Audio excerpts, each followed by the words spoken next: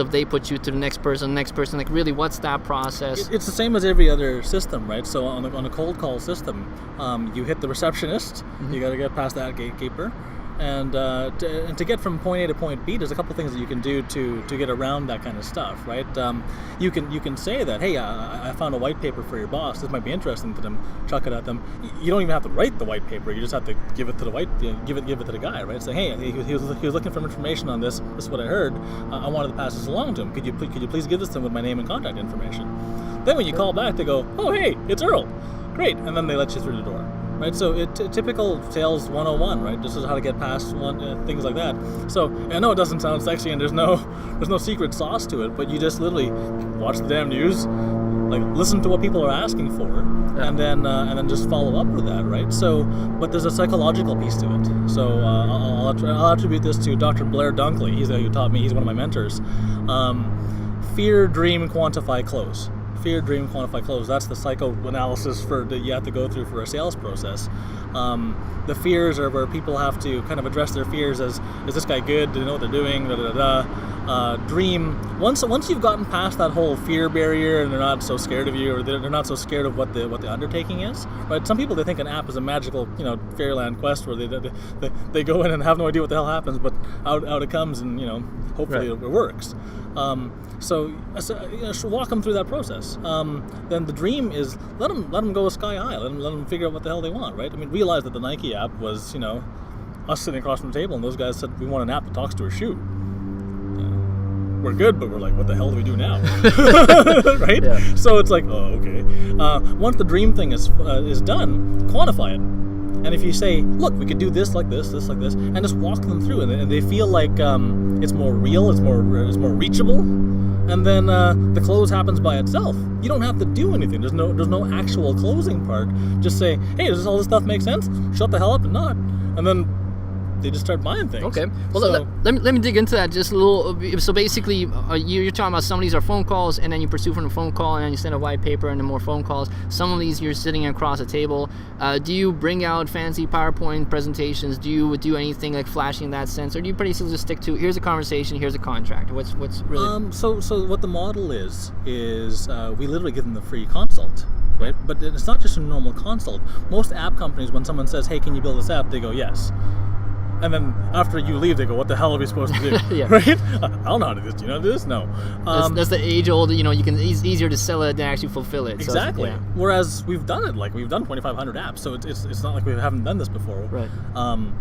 What we do is we walk them through a process where it's called a dream call.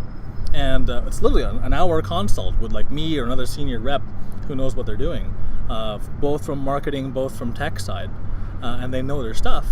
And it really just helps the client, like, because these guys who are making an app, this is not what they do all day long. They have their core business, this is where they make all their money. They sell food, they sell clothes, they make videos, whatever they do. And the app is supposed to accentuate that and help them make more money.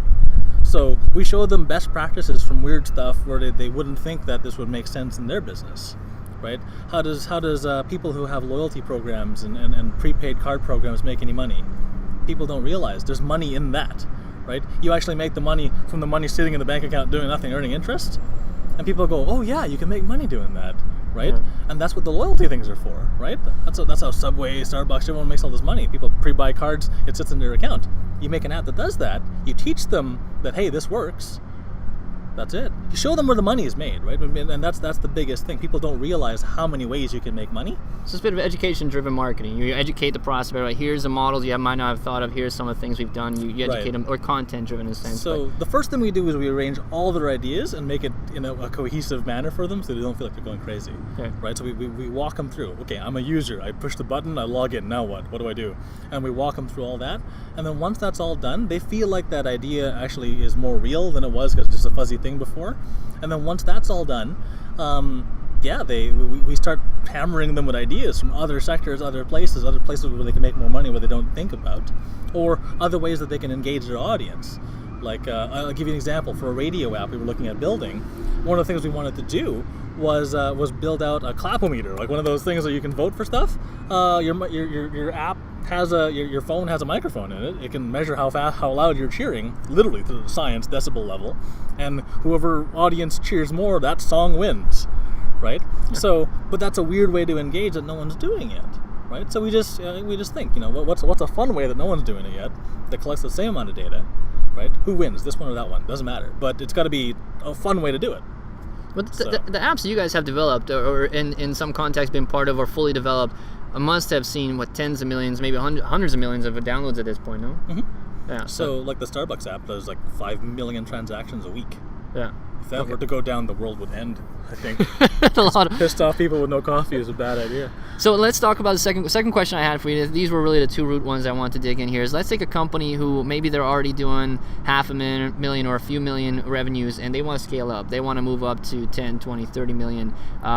What can you advise? Because I know you've ran sales teams. It's not just you.